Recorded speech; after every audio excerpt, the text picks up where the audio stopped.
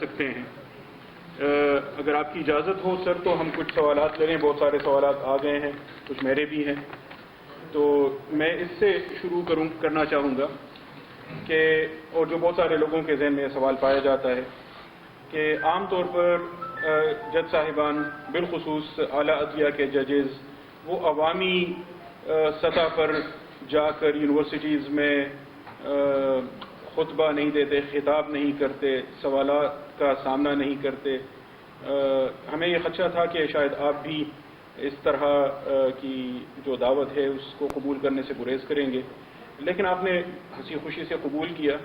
تو کیا آپ یعنی میں خود بھی کیوریس ہوں, باقی لوگ بھی سمجھنا چاہتے ہیں کہ اس کی کیا وجہ ہے. وجہ میں کیا بتاؤں, میرے خیال میں آئین کو سمجھنے کے لیے جب تک لوگ آئین کو نہیں سمجھیں گے تو اس کی قدر بھی نہیں ہوگی. یہ ایک عدالت کے کمرے میں ہم بحث کر لیں یا وکیل دلائل دے لیں, پارلیمنٹ کا اجلاس کون دیکھتا ہے کون نہیں دیکھتا ہے, مگر میں سمجھتا ہوں کہ آئین جو ہے لوگوں کا آئین ہے. اور اگر آپ اب یہ جو میں آیا ہوں یہ آپ کی یونیورسٹی, اس کا عنوان ہے شفا تعمیر ملت یونیورسٹی. تعمیر ملت تو ٹھیک ہے, شفا یہ ہے. شاید آپ کے ذہن میں یہ نہ ہو. تو اگر میں شفا کا پیغام کہیں لے جاؤں تو میرے خیال میں کوئی غیر مناسب بات تو کر نہیں رہا ہوں, بلکہ آپ کو تو مجھے دلیری کا تمغہ دینا چاہیے کہ میں آپ کے سوال لینے کے لیے بھی تیار ہوں. کیونکہ عام طور پہ کہا جاتا ہے ٹھیک ہے آپ کو ججمنٹ نہیں پسند آیا, مت آپ کیا کر سکتے ہیں, میں اس کی کیا وضاحت کروں. نہیں, ہم تو چاہیں گے کہ آپ بھی یعنی اسی طرح ہمیں شرف بخشتے رہیں, اور ہم دیگر جج صاحبان سے بھی یہ توقع رکھتے ہیں کہ وہ اسی طرح عوام کے سامنے اپنی جواب دہی کے احساس کی بھی کچھ لاج رکھیں, اور کچھ ہمیں ایجوکیٹ بھی کریں کہ آئین کے حوالے سے, قانون کے حوالے سے لوگوں کو سمجھنے کی ضرورت ہے. تو ہم تو اسے ویلکم کریں گے. یہاں ہمارے ایک میں اگر اسے وضاحت مزید کر دوں, مجھے تعجب یہ ہے کہ اب یہ اچھا دنیا میں کوئی غیر معقول بات نہیں ہے. آپ امریکہ میں ججز یونیورسٹی جاتے ہیں, لیکچرز دیتے ہیں لاء پہ, یہاں تک کہ ججز ایک دوسرے سے دو رائے, ان کے اختلافات, سٹنگ ججز سپریم کورٹ امریکہ کے جو صرف 9 ہیں, اختلاف بھی ہوتے ہیں. ججز جاتے ہیں آکسفورڈ یونین, میں بھی آکسفورڈ یونین گیا ہوں, بہت پریسٹیجیس یونین سمجھا جاتا ہے. ججز جاتے ہیں ہارورڈ, مجھے بھی ہارورڈ نے انوائٹ کیا, میں بھی وہاں جا کے میں نے آئین کی بات کی. ججز جاتے ہیں ییل, مجھے بھی ییل بلایا گیا, یونیورسٹی امریکہ کی بہت اہم یونیورسٹیوں میں سے ہے. سو ایس لندن میں یونیورسٹی ہے, London school of economics London میں یونیورسٹی ہے. سب نے مجھے بلایا, مگر پاکستانی یونیورسٹیز پتہ نہیں شاید مجھے اتنا پسند نہیں کرتی ہیں تو نہیں بلایا. اچھا آخری میرے خیال میں گیا تھا, میں واپس آ رہا تھا امریکہ سے, جب ہارورڈ میں نے اور ییل گیا تھا تو استنبول سے رکتا ہوا ہے, تو پتہ نہیں استنبول میں ان کو پتہ چل گیا میں آؤں, تو استنبول یونیورسٹی نے مجھے دعوت دی کہ آپ آئیے. اچھا میں استنبول یونیورسٹی چلا گیا, اور انہوں نے کیا بتایا, ادھر سے میں نے کیا سیکھا. 1452 میں سید محمد نے جو کانسٹینٹینوپل ہے اس پہ فتح حاصل کی, پھر استنبول بنا, پہلے اس کا نام کانسٹینٹینوپل تھا. اس کا پہلا اقدام کیا تھا, یونیورسٹی بنانا, جو آج تک قائم ہے, استنبول کی یونیورسٹی 1452. دیکھیے اہمیت دیکھیے, جو اس نے ایک ہے جو طاقت کے زور پہ ایک جگہ کو اس نے فتح کیا ہے, اس کے ذہن میں بھی تھا کہ یونیورسٹی کی اہمیت کتنی ہے. تو اہمیت یونیورسٹی کی بہت ہے. اب امریکن ججمنٹس میں پروفیسرز کے پیپرز سائٹ ہوتے ہیں. اور پروفیسر کے ایک بہت مشہور کیس تھا جو پورا تشریح چینج کر دی سپریم کورٹ امریکہ کے. وہ ان کا ایک رائے تھی, ایک پروفیسر نے اختلاف کیا, جو آگے چل کر کے وہ اختلافی جو بات کی تھی ایک پروفیسر نے, وہ میجورٹی ویو بن گیا سپریم کورٹ کا. تو یہ ایک آپ کا جو کردار ہے میرے خیال میں آپ پوری طرح سے ادا نہیں کر رہے ہیں کہ آپ سے ہم بھی سیکھتے ہیں. جتنی ڈگریز ماشاءاللہ آپ جب وہ بتا رہے تھے تو مجھے دل چاہ رہا تھا کہ میں یہاں سے چلا جاؤں, کیونکہ آپ کے پاس ماشاءاللہ بہت زیادہ ڈگریز ہے. تو جب آپ کوئی دلائل دیں گے تو مجھے سننا چاہیے. ہو سکتا ہے میں پسند نہ کروں مگر سننا ضرور چاہیے. میری سمجھ میں آ گیا ہے کہ آپ کے سامنے حاضر ہوتی وکیل آیت الکرسی کیوں پڑھتے ہیں, کیونکہ آپ نے مجھے الٹا یعنی وہاں کٹہرے میں کھڑا کر دیا ہے. سچی بات یہ ہے سر کہ ہم یونیورسٹیز میں چاہتے تو ہیں کہ زیادہ سے زیادہ اس طرح, بالخصوص میری تو کوشش یہ ہے کہ بار, بینچ اور اکیڈیمیا کے درمیان کوآرڈینیشن ہو, اور اس طرح تینوں ایک دوسرے کو ری انفورس کریں. آپ کی آمد سے ہمیں یہ کہیں بوسٹ مل گیا ہے اور راستہ کھل گیا ہے, تو انشاءاللہ ہم اس پر آگے مزید چلتے رہیں گے. لیکن میں یہ سوال آپ کے سامنے رکھنا چاہوں گا جو آڈینس کی جانب سے آیا ہے کہ آج جب کہ ہم پاکستانی آئین پاکستان کی 50ویں سالگرہ منا رہے ہیں, تو ہمیں ایک بہت بڑی تفریق نظر آتی ہے قوم کے اندر بھی, پارلیمان کے اندر بھی, حتیٰ کہ عدالت عظمیٰ میں بھی. تو ایسے میں ہمارے عوام اپنے حقوق کے تحفظ اور انصاف کے لیے کس کی طرف دیکھیں؟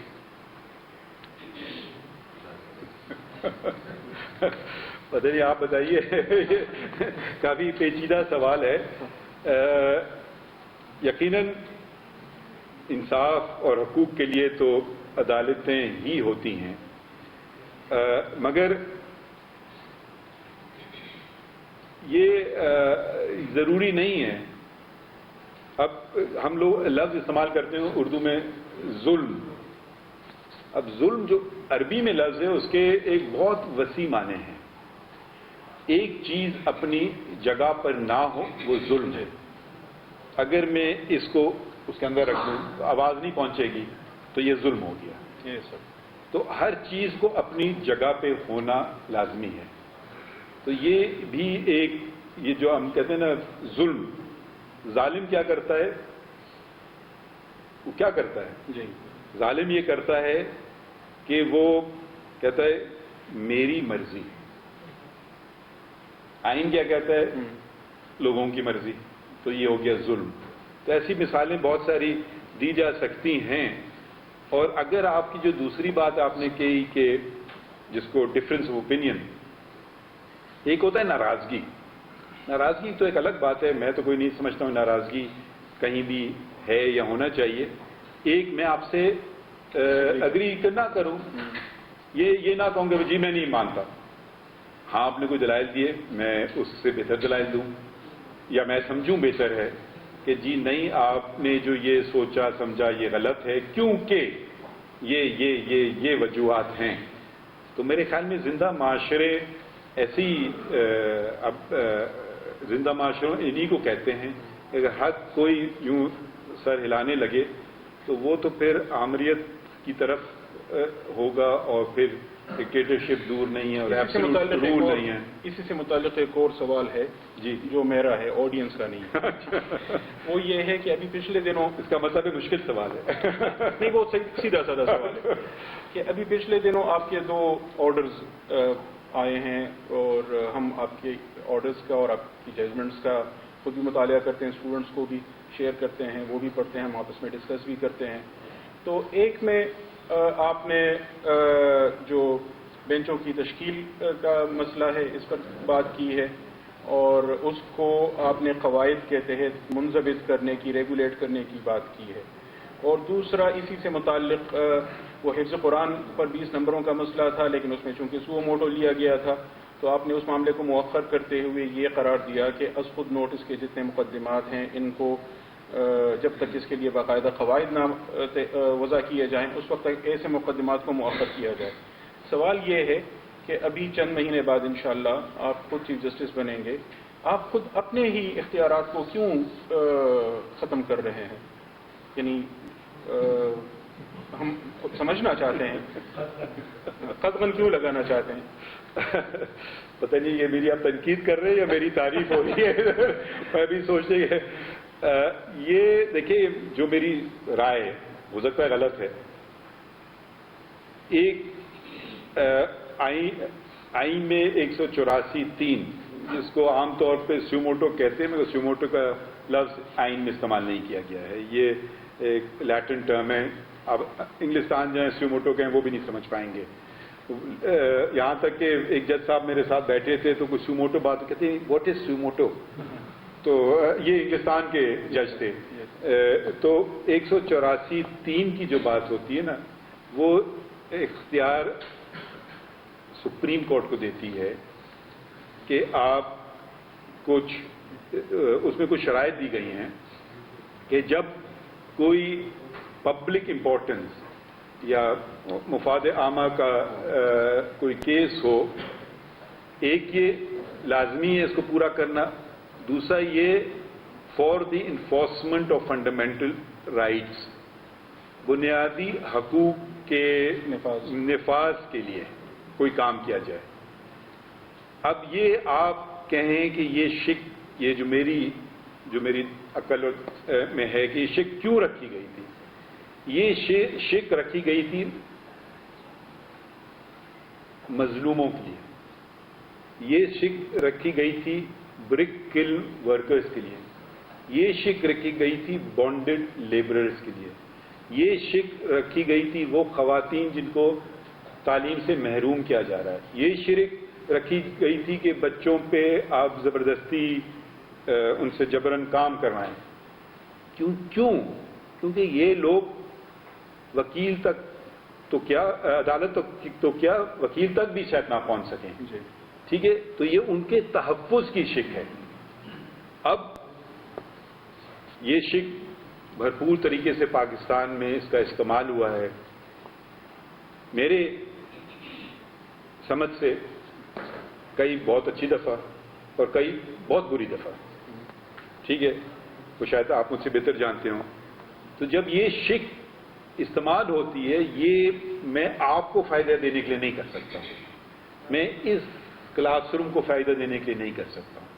میں یہ اس کا جو وہ ہو بہت امپلیمنٹیشن پورے معاشرے پہ ہو اور معاشرے میں جو بنیادی حقوق ہیں ان کے متعلق ہو. یہ دونوں باتیں ساتھ نہیں چلیں گی تو یہ شک استعمال نہیں کی جا سکتی ہے. اب اور اس میں بھی ذرا آپ کو سوچنا چاہیے، کیونکہ یہ ہر قانون میں ایک اپیل، کم از کم ایک اپیل کا حق ہے، چاہے وہ فوجداری ہو یا وہ دیوانی ہو. کوئی ایسا قانون پاکستان کا نہیں ہے، بلکہ میرے خیال میں شاید دنیا میں بھی نہیں ہے، جہاں کہ اپیل کا آپ کو حق نہ دیا گیا، سوائے 184(3) کے فیصلے کے خلاف آئینی اپیل، قانونی اپیل کا حق نہیں ہے. تو جب یہ شک استعمال میں لائی جائے تو بہت ہی پھونک کے پیر رکھنے چاہیے. ٹھیک ہے، کیونکہ میں ایسی بات نہ کر بیٹھوں کہ آپ کا تو میں نے فائدہ کر دیا مگر ان لوگوں کا میں نے نقصان کر دیا، یا اس کے برعکس. تو اور اس کے دورپا نتائج. ٹھیک ہے، اپیل کا حق نہیں ہے. اچھا، تیسری بات، اب آپ نے مجھے دعوت دی ہے جج آف دا سپریم کورٹ. میرے پاس جب کیس آتا ہے تو وہ کبھی تو 3 عدالتوں سے کبھی 4 عدالتوں سے پہنچتے یہاں آتا ہے. تو وہ اس میں جو اصلی قانونی آئینی بات ہے اس کا ایسنس آتا ہے میرے پاس. ٹھیک ہے، یہ نہیں کہ میری رائے یہ تو وہ ہو جائے گا، یہ ہو جائے گا، نہیں. پہلی عدالت سول جج یا کرمنل کورٹ ہے، پھر اس کے بعد اپیلیٹ کورٹ ہے، پھر ریویژنل کورٹ ہے، پھر ہائی کورٹ ہے، پھر سپریم کورٹ ہے. تو بہت ساری آپ کو آراء آپ کے سامنے آتی ہیں. سول جج نے یہ کیا، ڈسٹرکٹ جج نے اس کو برعکس کر دیا، ہائی کورٹ نے پھر اس کو الٹ کر دیا یا تیسری کوئی رائے دے دی. تو جب تک آپ کے پاس آئے گی چیز تو آپ پھر بہت ذرا پیچھے بیٹھ کر کے آرام سے ٹھنڈے دل سے، کیونکہ اب آپ کے سامنے کوئی وہ نہیں ہے، لیٹیگنٹ نہیں ہے. آپ دیکھیں گے ہاں یہ بات اس میں وزن ہے، اس میں وزن ہے، یا اس میں وزن نہیں ہے. تو ایک طریقے سے آپ چلیں گے آگے. تو عام طور پہ کیسز ایسے آتے ہیں. اب 184 میں 3 کے تحت میں بن گیا ٹرائل کورٹ. جی. تو میں شہادت دے بھی رہا ہوں اور اس کا جواب بھی دے رہا ہوں, اور انکوزیٹوریل پاورز بھی یوز کر رہا ہوں. اور یہ جو لفظ ہے انکوزیٹوریل, یہ بھی ایک اچھا لفظ نہیں ہے, مگر چلیں استعمال آپ کرنا چاہیں تو بہت محتاط ہونا چاہیے. اب میں یہ نہیں کہہ رہا ہوں کہ میرا فیصلہ صحیح ہے غلط ہے, یہ آپ لوگ کہیں گے یا تاریخ کہے گی. ٹھیک ہے. اس معاملے میں بھی سر یعنی سو موٹو کا آپ نے ذکر کیا, تو ہمیں یعنی ایک 5 ممبر بینچ کی ججمنٹ پہلے سے موجود ہے کہ یہ چیف جسٹس وہ ماسٹر آف دا رولز ہے, تو اس وجہ سے سو موٹو کے لیے بینچ کی تشکیل کا اختیار بھی انہی کے پاس ہے, اور کب سو موٹو لینا چاہیے کب نہیں لینا چاہیے, چیف جسٹس کو لینا چاہیے. آپ کی رائے یہ ہے کہ نہیں, یہ سپریم کورٹ کا اختیار ہے, اس کے لیے سپریم کورٹ جو چیف جسٹس اور تمام ججز پر مشتمل ہے وہ قواعد وضع کرے, شاید کوئی تیسری رائے بھی پائی جاتی ہو, تو اس میں اس کو یعنی اس سے کس طرح نکلا جائے؟ میں آپ کو مختلف رائے بتا دیتا ہوں. میری رائے یہ ہے, میری رائے, میں اب یہ نہیں کہہ رہا ہوں کہ جو میرے حساب سے تو صحیح یہ رائے ہے, نہیں تو میں نہیں رکھتا یہ رائے, کہ جی جب عدالت بیٹھتی ہے اس کو آپ سپریم کورٹ کہتے ہیں, اور 184(3) شروع ہوتا ہے سپریم کورٹ. جی. اس میں یہ نہیں لکھا ہے سینئر پیونی جج چیف جسٹس. ٹھیک ہے. تو میری رائے یہ ہے کہ یہ اختیار صرف سپریم کورٹ کے پاس ہے. آپ نے بات کی ہمارے دوستوں کی, ان کی رائے یہ ہے کہ صرف چیف جسٹس یہ اختیار استعمال کر سکتا ہے. میرا ان سے سوال تو میں نہیں کروں گا, مگر میں ایک چیز, آئین یہ نہیں کہتا ہے. اگر آئین کہتا ہے تو مجھے شک بتا دیجئے. آپ نے دوسری بات کی ماسٹر آف دا رولز, آئین یہ نہیں کہتا ہے, اگر کہتا ہے تو مجھے شک بتا دیجئے, تو میری اصلاح بھی ہو جائے گی اور پھر میں آپ کے نظریے پہ بھی چل سکوں. ایک تیسری رائے جو ہے وہ یہ ہے کہ نہیں, نہ صرف سپریم کورٹ کی ایک بینچ, نہ صرف چیف جسٹس, سپریم کورٹ کا مطلب 184(3) میں یہ ہے تمام ججز اور چیف جسٹس مشترکہ طور پہ. یہ بھی ایک رائے ہے. غالباً اطہر من اللہ صاحب نے ذکر کیا. ٹھیک ہے, ہاں, تو یہ بھی ایک رائے ہے. تو ان میں سے کون صحیح ہے کون غلط ہے, یہاں آتے ہیں اکیڈمیا. جی بالکل. کیونکہ میں تو کہوں گا جی میری رائے صحیح ہے, میرے دوست کہیں گے نہیں میری رائے صحیح ہے.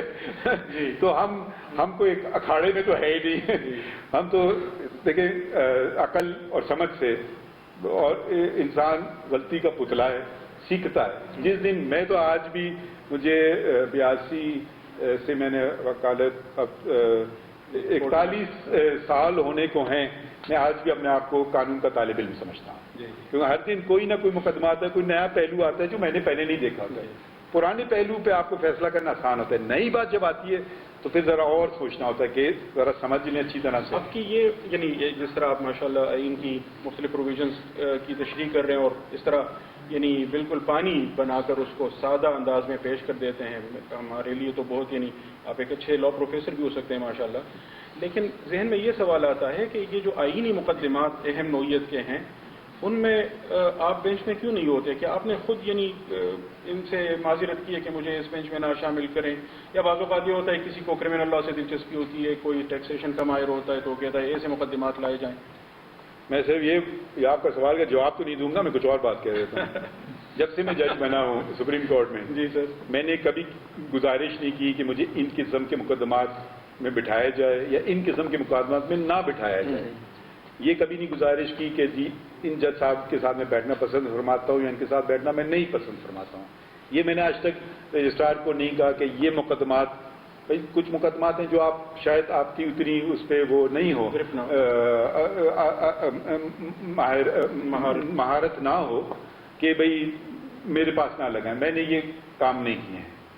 اب بینچ یہ دوسرا جو ہے یہ سوال میں جواب نہیں دے سکتا ہوں, شاید کوئی اور دے سکے بہتر. جی ٹھیک ہے. بلوچستان میں جب آپ چیف جسٹس تھے تو آپ بینچز کی تشکیل کیسے کرتے تھے؟ ججز کے سامنے کیسز کیسے فکس ہوتے تھے؟ بلوچستان میں جو کیسز فکس ہوتے تھے وہ میں نہیں کرتا تھا, وہ رجسٹرار کرتے تھے. اچھا ٹھیک ہے. رجسٹرار بیوروکریسی سے تھا؟ نہیں, رجسٹرار تھے ڈسٹرکٹ اینڈ سیشن جج, بدلتے جاتے تھے. تو میں یہ کرتا تھا کہ بینچز کی تشکیل میں نے کر دی کہ یہ بینچ آئینی مسئلے سنے گی, یہ فوجداری کے کیسز سنے گی, یہ اپیلیں سنے گی, یہ فیملی کیسز کرے گی. میں ان کو 1 ماہ 2 ماہ رکھتا تھا. جو نئے جو آتے تھے ججز ان کو میں کوشش کرتا تھا کہ سینئرز کے ساتھ بٹھاؤں شروع میں, ایک دم سنگل بینچز میں نہ بٹھاؤں. پھر 2-4 ماہ بعد ہم ان کو روٹیٹ کر دیتے تھے. 5 سال 1 ماہ میں chief justice of supreme court کا, chief justice of Balochistan high court کا ایک دن میں نے کاز لسٹ نہیں دیکھی. رجسٹرار جو بناتے تھے, رجسٹرار کو صرف یہ حکم دیا گیا تھا کہ کچھ کیسز ہیں جو فاسٹ ٹریک جس کو جلد نوعیت کے ہیں, ارجنٹ ہے, اس میں یقیناً الیکشن کیسز, کیونکہ مدت ہی 5 سال ہوتی ہے, تو اگر ہم 5 سال لگا لیں اور پھر وہ کہیں جی ختم ہو گیا. چھوٹے جس میں فوجداری کے جس میں کم سزائیں ملی ہوں تو وہ یعنی کہ وہ سزائی کاٹ چکا تو پھر ہم کیس سنیں. فیملی کیسز کیونکہ قانون میں لکھا گیا, نیب کے کیسز میں بھی قانون میں لکھا گیا, تو وہ تو الگ الگ قطاروں میں کھڑے ہو جاتے تھے. مگر جو باقی تمام کیسز تھے سمپل رول تھا, فرسٹ ان فرسٹ آؤٹ, یعنی کہ جو پہلا آئے گا وہ پہلا سنا جائے گا. یہ سمپل رول تھا, اس کے علاوہ نہیں. جو رجسٹرار جب میرے پاس آتے تھے وہ کہتے تھے کہ جی اس جج صاحب نے ناٹ بفور کر دیا, تب مجھے پھر یہ میرے سامنے نہ لگا, ہاں یہ میرے سامنے کیس نہیں, اور یا وہ اس میں وکیل رہ چکے ہوں یا کوئی جاننے والے ہوں, تب میں دوسرا جج کا نام لکھتا تھا. یا کبھی شاید و نادری ہوئی کہ 2 جج صاحبان میں اختلاف رائے ہو گیا تو یہ لاجر بنچ بجائیں یا تیسرے جج کے پاس جائیں, یہ میرے پاس اختیار تھے. باقی کام رجسٹرار کا تھا, جن کو یہ گائیڈ لائنز ملی ہوئی تھیں کہ اس گائیڈ لائنز کے تحت چلیں. تو لوگ مجھ سے, ہمارے دوست بھی کبھی کہتے تھے بڑا سال ہو گئے مقدمہ نہیں آئے. میں نے کہا اس کا نمبر آئے گا, آ جائے گا بس. یہ ویسے اس طرح کیا جائے تو بہت سارا برڈن میرے خیال سے وہ سینٹرلائزیشن بھی زیادہ نہیں ہوتی, برڈن بھی اس طرح کم ہو جاتا ہے. اگر کوئی طریقہ ہو, ضابطہ ہو, اس پر چلتا جائے تو دیٹس گڈ. یہ ایک آڈینس سے ایک سوال ہے کہ اعلیٰ عدلیہ میں ججوں کی تعیناتی اور برطرفی میں بنیادی کردار خود عدلیہ کا ہوتا ہے. ججز کو اپوائنٹ کرتے ہیں جوڈیشل کمیشن میں, ججز ہی ان کو ریموو کرتے ہیں سپریم جوڈیشل کونسل کے ذریعے. کیا امریکہ کی آپ نے مثال دی تو یہ بہتر نہیں ہوگا کہ یہاں بھی پارلیمان نسبتاً زیادہ اختیار کا رکھے, اور کیونکہ وہ لوگوں کے منتخب نمائندے ہوتے ہیں؟ میں تو صرف جو انہوں نے بات کی آپ کے سوال میں لکھی ہے وہ اس کا اندراج آئین میں. اگر کل آئین بدل گیا تو اس طریقے سے ہوگا. پہلے سسٹم یہ نہیں تھا, پہلے چیف جسٹس نام بھیجتے تھے, وہ 4 لوگ انوالو ہوتے تھے اس میں. چیف جسٹس صوبے کا, اگر صوبے کا چیف وہ ہے گورنر, پریزیڈنٹ, پرائم منسٹر اور چیف جسٹس پاکستان. ٹھیک ہے, آئین بنانے والوں نے اس کو چینج کر دیا. تو مگر میں صرف جو بات کہنا چاہوں گا کہ یہ بھی بہتر ہے, یہ اس ادارے کی بات نہیں کر رہا ہوں, جنرل بات کہہ رہا ہوں. آپ اکٹھا ہو جائیں کہ یہ صرف ووٹنگ نہ ہو مگر اسے دلائل دیے جائیں, دلائل سنے جائیں. ہو سکتا ہے میری ایک شخص کے متعلق ایک رائے ہے, اچھی یا بری, تو آپ نے کوئی بات کی, میں اپنی رائے بدلنے کے لیے تیار بیٹھا ہوں. یہ نہیں کہ جی میں نے یہ فیصلہ کر لیا ہے. میرے حساب سے چاہے یہ جو ہوتا ہے میں نے فیصلہ کر لیا ہے, چاہے گھر میں ہو وہ بھی غلط ہے, چاہے اب آپ برا مانیں گے, چاہے استاد بھی کہے میں نے فیصلہ کر لیا ہے. اگر کوئی جائز سوال ہے تو اس کا جواب دیں. جو جواب نہیں دیں گے تو پھر وہ استاد لگے گا اس کو پتہ نہیں ہے, یا وہ اپنی دوست نہیں, استادی آتی ہے, وہ کہتے ہیں this is a very good question, okay next. یہ اچھے والے استاد ہیں. یہ بھی کرتے ہیں بعض اوقات کہ ہاں یہ سوال آپ نے بہت اچھا کیا, آڈینس نے آپ کو جواب دینا چاہتے ہیں, پھر ہم ان کو دیکھ, اور بھی طریقے ہوتے ہیں سر. ہاں, ملا نصر الدین کا بھی واقعہ ہے سر. ہاں بالکل سر. جب ان کو کھڑا کر دیا گیا کہ جی بتائیے, تو وہ انہوں نے کہا کہ جی آپ سب, آپ کو پتا ہے میں کیا بات کرنے والا ہوں. انہوں نے کہا جی ہاں. بیٹھ گئے. انہوں نے کہا مولانا نصر الدین آج ہمیں چکر دے گئے, تو وہ خطبے کے لیے بلائے. انہوں نے کہا آج ہم کہیں گے, آدھے کہیں گے نہیں, آج ہم کہیں گے نا. تو سب نے کہا آپ کو پتا ہے میں کیا کہنے والا. کہ جی نہیں. انہوں نے کہا ایسے نامناسب جاہل لوگوں کے سامنے میں بات کرنا پسند ہی نہیں فرماتا ہوں، تو چل دیے۔ تیسری دفعہ انہوں نے، لوگوں نے آپس میں مشورہ کیا، یہ ہمارے ہاتھ سے پھر نکل گیا، اب ایسا کریں آدھوں کو کہیں کہ پتہ ہے اور آدھے کہیں نہ پتہ ہے، تو یہ آیا۔ اچھا پھر ایسا کریں جن کو پتہ ہے وہ ان کو بتا دیں، جن کو نہ پتہ ہے شکریہ۔ مگر میں نے آسان راستہ نہیں پکڑا۔ نہیں ماشاء اللہ۔ یہ کچھ اور بھی سوالات ویسے یہ تو ہیں الیکشنز کے حوالے سے بھی ہیں کہ آپ نے چونکہ قومی وحدت اور وفاقیت کی بات کی ہے، تو پاکستان ایک آئینی بحران سے گزر رہا ہے، 2 ڈیزالو ہو چکی ہیں۔ کچھ لوگوں کا یہ کہنا ہے کہ اگر پہلے انتخابات ہو جائیں تو پھر قومی اسمبلی کے انتخابات کے لیے وہ نگران سیٹ اپ نہیں ہوگا غیر جانبدار، اور اس طرح ان صوبوں میں تو مستقل پھر وہ انتخابات پہلے ہوتے رہیں گے، تو کیا اس طرح یہ وفاق کے لیے نقصان دہ ہوگا؟ دیکھیے آپ نے جو باتیں جو آپ نے مشکلات کہوں یا آپ نے، اور اسی طرح آڈینس سے بھی ایک سوال اس سے متعلق ہے کہ کیا اس کی کوئی ضمانت ہے کہ منتخب ہونے کے بعد وہ پھر اسمبلیاں نہیں توڑ دیں گے؟ چلیں اب یہ جو بات آئی ہے سامنے، میرے خیال میں پاکستان کی تاریخ میں شاید پہلی دفعہ آئی ہے، ٹھیک ہے، میں تو اس پہ اپنی کوئی رائے نہیں دوں گا۔ میں کیونکہ اس لیے نہیں کہ میں رائے دینے سے گھبراتا ہوں، مگر میں رائے بنانے سے پہلے ہر ایک کو سننا پسند فرماتا ہوں۔ جی بہت خوب، ٹھیک ہے، کہ ہو سکتا ہے میری ذہن میں کوئی بات ہو، مگر اکثر میں ایک صبح ہمارے یہاں فائلز آتی ہیں اگلے دن کی، پڑھتے ہوئے یقیناً کوئی نہ کوئی آپ کا رجحان کسی طرف جاتا ہے۔ آپ کرسی میں بیٹھیں جج کی، تو شروع میں جو سوچا ہوا تھا کہ کیس نہیں بنتا ہے، نہیں، اس میں تو بڑا اچھا پوائنٹ نکل آیا ہے، یہ تو کیس ہے۔ تو یہ اگر آپ ذہن میں اپنے آپ کو رکھیں، اور کیونکہ یہ چیز ایسی ہے جو آپ نے باتیں کی، یقیناً اس میں بہت وزن ہے، مگر میں پھر میں ذرا چلیں سر، اگر یہ پولیٹیکل کوشچن ہوا، چلیں اس کو چھوڑ کے میں اس کو ایک آئینی سوال کے طور پہ لے لیتے ہیں کہ اسمبلیوں کی ڈیزولوشن کے حوالے سے ایک سو موٹو لیا گیا، سو موٹو کے لیے بلکہ پہلے تو رکنی بینچ کی جانب سے کہا گیا، چلیں اس پر ایک الگ سے بھی سوال کر سکتے ہیں، لیکن 9 رکنی بینچ بنا، پھر 2 ججز نکل گئے، 7 رہ گئے، پھر 2 مزید نکل گئے، پھر پتہ نہیں 5 رہ گئے۔ ابھی تک یہ تنازع چل رہا ہے کہ یہ 4-3 کا مسئلہ تھا یا 3-2 کا مسئلہ تھا۔ تو آپ اس پرٹیکولر کانٹیکسٹ میں چلیں بات نہ کریں، لیکن یہ جو مسئلہ ہوتا ہے کہ ججز 3-2 کا مسئلہ ہے یا 4-3 کا مسئلہ ہے، یعنی ججز تو ڈیسنٹ بھی کرتے ہیں، اختلافی رائے بھی رکھتے ہیں، اس کو کس طرح ریزولو کیا جاتا ہے؟ میں اس پہ اس کا جواب نہیں دوں گا، میں آپ کو 2 مثالیں حقیقی مثالیں دوں گا جو میرے ساتھ ہوئیں۔ ابھی جس فیصلے کا آپ نے ذکر کیا وہ کہ 184 کے رولز نہ بنے تو ابھی تک آپ ان پہ فیصلہ نہ کریں، تو اس پہ 3 ممبر بینچ تھی، 2 ایک طرف تھے میجورٹی میں، میں امین الدین خان جی، ایک ہمارے بھائی کی رائے کچھ اور تھی، جسٹس شاہد وحید، ٹھیک ہے، سر آنکھوں پر۔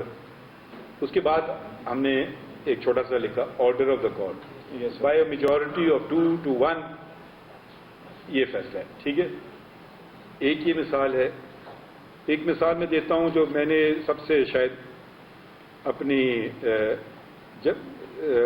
جب میری ایلیویشن ہوئی تھی، اپوائنٹمنٹ ہوئی تھی سپریم کورٹ میں، تو ایک 17 پوری تشکیل دی گئی سپریم کورٹ۔ اس زمانے اس وقت سارے ججز، کوئی خالی نہیں تھا، 17 ججز تھے۔ چیف جسٹس فوجی عدالتوں کا جو مسئلہ جی، فرسٹ امینڈمنٹ، وہ اس وقت کے چیف جسٹس سے ناصر الملک صاحب۔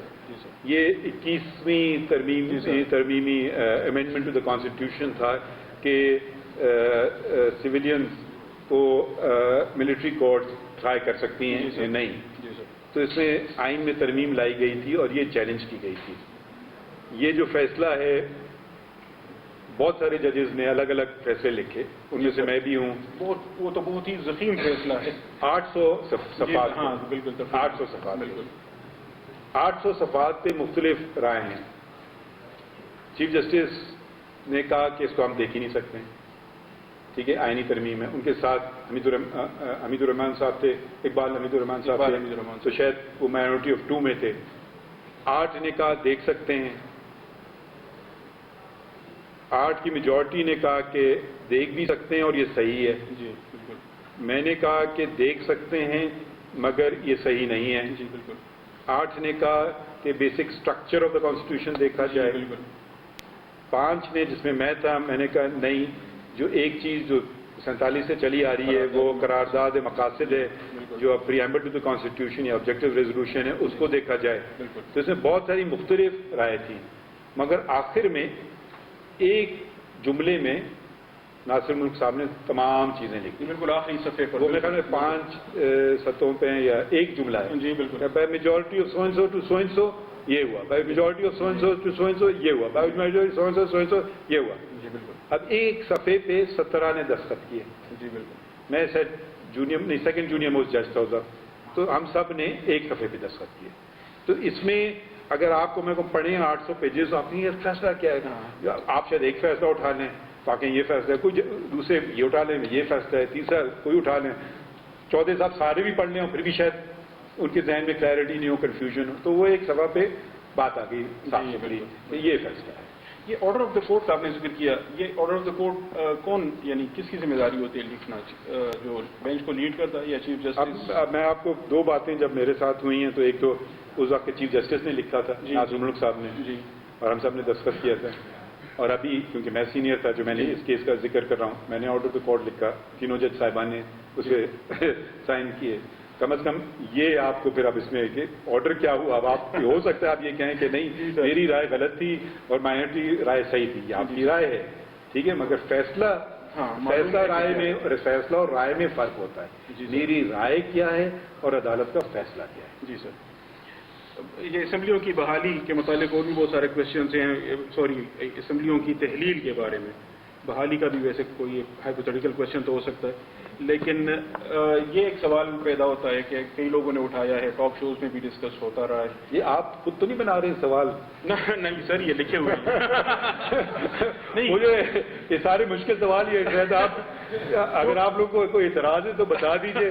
کہیں نہ کہا جی آڈینس سے ملے، مطلب مشکل سوال خود لکھ کر آئے آپ. جو کوشچنز ادھر سے آ رہے ہیں وہ میں ادھر سے لے رہا ہوں، جو ادھر سے آ رہے ہیں وہ اچھا واقعی، اور کچھ آپ کی باتوں میں سے نکل. تو آپ بتا بھی دیا کریں کس نے سوال کیا ہے. یہ والا میرا ہے، کیونکہ میں نے لوگوں کو بولتے ہوئے دیکھا ہے، سنا ہے، وہ کہتے ہیں کہ یہ ایک بندے کے پاس اسمبلی کی تحلیل کا اختیار نہیں ہونا چاہیے، یہ لوگوں کو گویا آپ ڈس انفرینچائز کر رہے ہیں. ان کو لوگوں نے 5 سال کے لیے منتخب کیا تھا، آپ وقت سے پہلے ختم کر دیتے ہیں. یہ تقریباً وہی معاملہ ہو جاتا ہے جیسے صدر کی زمانے میں آپ نے 58(2)B کا ذکر کیا، وہ اسمبلیاں تحلیل کر دیتا تھا. کیا ان میں کوئی فرق ہے یا اس کو آپ کس طرح دیکھیں گے؟ جب میرے پاس کیس آئے گا اس کا جواب دے دوں گا. ایبسٹریکٹ میں پوچھ لیتے ہیں. یہی مجھے ڈر تھا کہ یہ 58(2)B صدر اسمبلیاں تحلیل کر دیتا تھا، ڈسکریشنری اس کی پاور تھی. اب وزیر اعلیٰ یا وزیر اعظم کے پاس جو اختیار ہے اس کو 18ویں ترمیم نے ختم نہیں کیا. اور بظاہر لگتا یہ ہے، لفظ سے معلوم ہوتا ہے کہ یہ اختیار گویا مطلق ہے، ایبسولوٹ ہے. کیا یہ ایبسولوٹ ہے یا یہ اسیلیبل ہے؟ کیا اس سوال کو عدالت میں اٹھایا جا سکتا ہے کہ وزیر اعظم نے مشورہ دیا لیکن اسے مشورہ نہیں دینا چاہیے تھا، یا اس کی آئینی حیثیت غلط تھی، اسمبلی توڑنے کا مشورہ غلط ہے؟ دیکھیے، ہر قسم کے ججز ہوتے ہیں، ٹھیک ہے. کوئی جس کو کیٹیگرائز کر دیتے ہیں کنزرویٹو ججز، لبرل ججز. امریکہ میں تو بہت ہی واضح طور پہ یہ بات ہو جاتی ہے، تفریق سامنے ہی نظر آ جاتی ہے کہ یہ لبرل جج ہیں، یہ کنزرویٹو. کوئی لٹرلسٹ ججز ہیں، کچھ چاہتے ہیں کہ آئین کو ذرا سا پش کریں، اس کی لینگویج کو. رائٹ ٹو لائف کا کیا مطلب ہے؟ Right to life means healthy environment also, تو اس میں مزید چیزیں لائیں، ٹھیک ہے. اب کچھ چیزوں میں ذرا ٹریڈیشنلسٹ کنزرویٹو ہوں.